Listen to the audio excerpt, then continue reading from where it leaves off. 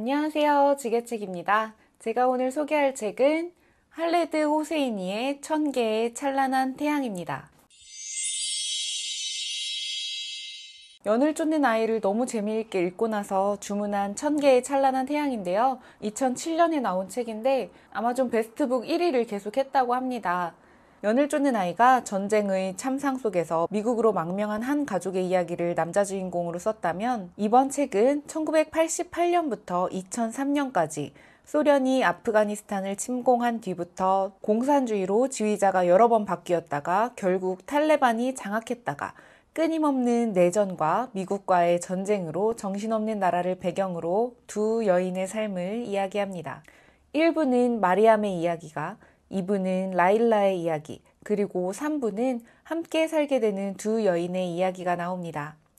이제 1부 마리암의 이야기를 말씀드리겠습니다. 아프간의 한 도시 헤라트, 시내에서 멀리 떨어진 오두막에 사는 소녀 마리암은 부자 아빠 잘릴과 그 집의 가정부였던 엄마 나나 사이에서 태어난 사생아입니다.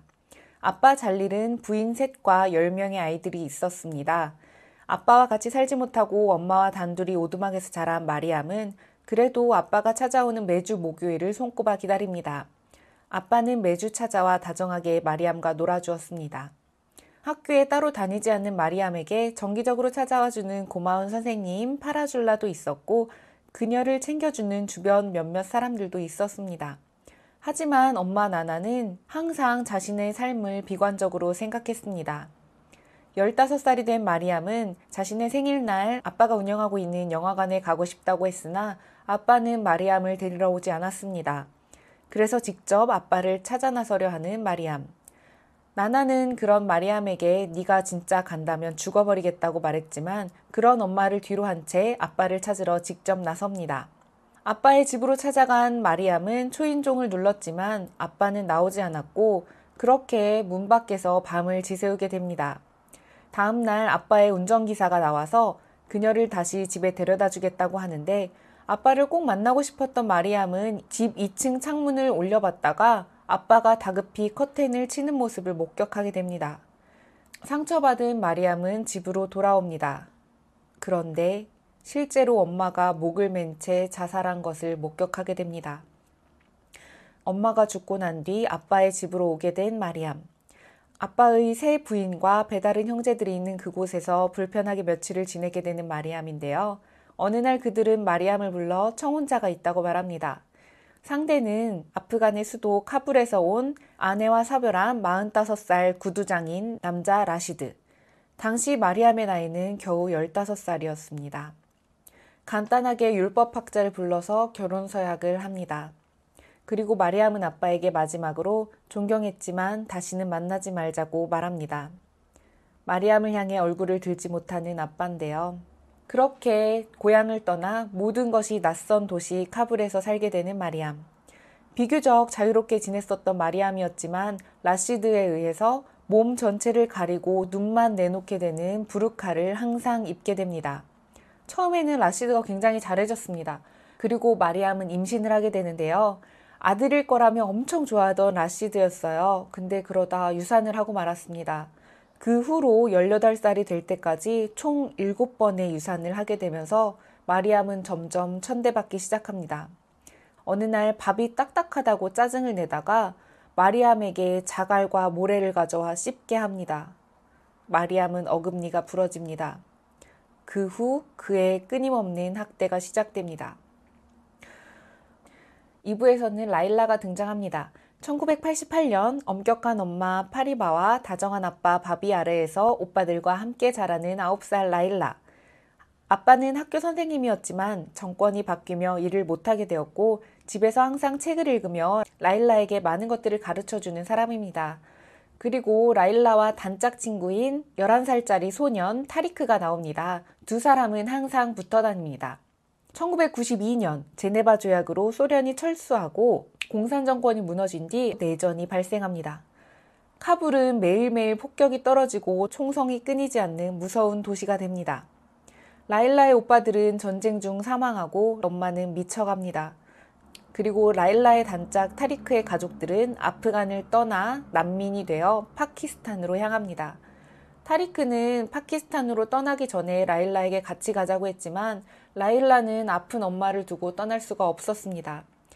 그렇게 둘은 처음으로 사랑을 나눈 뒤 헤어지게 됩니다. 그러나 카불에서 생활하던 라일라의 가족은 결국 얼마 버티지 못하고 함께 떠나기로 하고 짐을 싸게 됩니다. 그 순간 집에 폭격이 떨어집니다. 그렇게 엄마 아빠가 죽고 혼수 상태에서 깨어난 라일라의 앞에는 라시드와 마리암이 있었습니다. 네, 깨어난 라일라가 마리암의 집에 들어오면서 이제 3부가 시작이 됩니다. 오롯이 혼자가 되어 갈 곳이 없던 14살의 라일라. 라시드와 마리암의 집에 머물고 있었는데요. 그때 한 남자가 찾아와 타리크의 사망 소식까지 전하자 모든 희망이 사라진 라일라는 그렇게 라시드의 둘째 부인이 됩니다. 당시 마리암은 33살이 되어 있었고 라시드는 이미 60이 넘은 나이였습니다. 며칠이 흐른 뒤 라일라는 자신이 임신을 했음을 알게 됩니다. 그 아이는 라시드의 아이가 아닌 마지막으로 사랑을 나눴던 타리크의 아이입니다. 타리크와 라일라가 어린 시절부터 친하다는 걸 알고 있던 라시드가 약간의 의심의 눈초리를 보내기도 했습니다. 이제 출산일이 다가와 딸을 출산하게 된 라일라는 아지자라는 이름을 지어줍니다.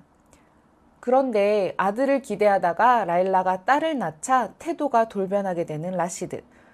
태도가 돌변해 폭력적으로 대하자 적대적인 관계였던 라일라와 마리암은 동질감을 느끼며 친해지기 시작합니다. 아지자를 통해 서로 마음을 트고 과거의 이야기도 털어놓은 둘은 라시드 몰래 도망치기로 계획합니다. 하지만 당시 아프간은 이슬람 율법이 강하게 적용되었고 남자 없이 여자들끼리만 밖을 다니는 것조차 허용이 되지 않았습니다. 결국 그녀들의 탈출은 실패했고 다시 라시드의 집으로 가 학대받으며 살게 됩니다. 그 사이 라일라는 또 임신을 하였고 이번에는 아들 잘마이를 낳았습니다.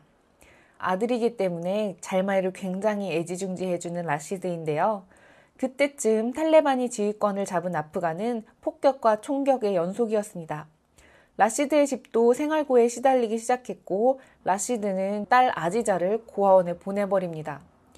그때 라일라의 옛 사랑이자 아지자의 친아빠, 죽은 줄만 알았던 타리크가 카불로 돌아옵니다. 타리크가 죽었다는 소식은 라시드가 꾸며낸 모략이었고 돌아온 타리크를 본 라시드는 불같이 화를 내며 라일라를 때리고 목을 졸라 죽이려 했습니다. 옆에서 말리려던 마리암이었지만 역부족이었고 결국엔 마당에서 삽을 가져와 라시드의 머리를 내려칩니다. 그렇게 라시드는 죽습니다. 죽을 짓을 했죠. 라일라는 마리암에게 아이들과 함께 타리크를 따라가자고 했지만 잘마이의 아빠를 죽인 것에 대한 죄책감이 있는 마리암은 남겠다고 합니다. 그리고 라시드를 살해한 죄로 감옥에 갇히게 됩니다. 감옥에 간 마리암은 다른 여자들로부터 영웅 대접을 받지만 결국 운동장에서 총으로 사형에 처해집니다. 그래도 그녀는 처음으로 자기가 스스로 결정을 내려 라시드를 죽였고 그로 인해 라일라와 아이들을 보낼 수 있음에 후회 없는 삶을 살았다고 생각하게 됩니다. 그리고 4부에서는요. 타리크를 따라 아이들과 함께 파키스탄 마리로 온 라일라의 이야기가 나옵니다. 둘은 바로 결혼을 했고 드디어 라일라에게 행복한 삶이 시작됩니다. 2002년 빈라덴이 미국의 쌍둥이 빌딩을 테러했고 부시 대통령은 아프간을 상대로 전쟁을 선포합니다. 마리라는 도시에 자리를 잡고 살고 있던 라일라는 부모님과 라일라의 생각에 아프간에 다녀오자고 이야기를 했고 타리크는 그녀를 지지해줍니다. 그렇게 마리암의 고향인 헤라트를 찾아간 라일라는 그녀가 살았었다는 오두막에 들립니다. 그리고 수소문에서 마리암을 가르쳤던 파라줄라 선생을 찾아갑니다. 하지만 파라줄라 선생은 이미 작고했고요. 그의 아들이 라일라의 이야기를 듣고 마리암의 아빠 잘릴이 마리암에게 남겼다는 상자를 건네줍니다. 그 상자에는 돈과 편지 봉투, 비디오 테이프가 나옵니다. 조심스럽게 편지를 읽는 라일라. 심장이 좋지 않아 죽음을 앞둔 잘릴이 마리암에게 남긴 긴 편지는 정말 읽는 내내 너무 슬펐습니다. 잘릴은 카불로 마리암을 찾아갔었어요. 예전에 아빠가 자신에게 했던 것처럼 아빠를 만나주지 않았었습니다. 1987년에 남긴 편지를 마리암이 죽고 2002년이 돼서야 라일라가 열어보는데 정말 너무 안타깝고 속상했습니다. 마리암의 고향에 다녀온 라일라는 타릭과 함께 고아원을 설립하고 살아가며 고생 끝에 해피엔딩을 맞았지만 마리암을 생각하면 정말 너무 슬픕니다. 아프가니스탄, 이슬람 율법 아래에서 천대와 핍박받는 여자들의 비극적인 삶을 여실히 보여주는 이 소설은 연을 쫓는 아이와는 다른 아픔이 느껴집니다. 굉장히 인상 깊은 소설이에요. 작가가 어린 시절에 아프간에서 미국으로 망명해서 공부를 해서 지금 의사로 활동하면서 틈틈이 써낸 책인데요. 본업이 따로 있는 사람이 낸 책이라고는 믿기지 않을 정도로 굉장히 완벽한 소설입니다. 영어로 쓰인 이 소설 덕분에 저처럼 이제 아프간의 아픈 역사에 대해서 관심을 갖게 된 사람들이 많이 있을 것 같아요. 이게 2015년에 영화로 제작되었는데 아쉽게도 찾아볼 수가 없어요. 어떻게든 찾아서 보려고 했는데 찾아볼 수가 없었습니다. 혹시 영화를 볼 수 있는 방법을 아시는 분은 댓글 달아주시길 부탁드릴게요. 마리암의 아빠가 마리암에게 쓴 편지를 라일라가 읽게 되는데요. 이 부분 읽는 동안 저는 진짜 눈물이 앞을 가려서 읽으면서도 계속 쉬면서 읽었어요. 마리암을 외면했던 그 죄책감과 그것을 만회하기 위해 찾아갔던 내용, 그리고 결정적으로는 이 편지를 결국엔 마리암이 읽지 못했다는 거. 굉장히 가슴 아픈 소설이었습니다. 시간이 될 때 한번 읽어보시길 추천드립니다. 감사합니다.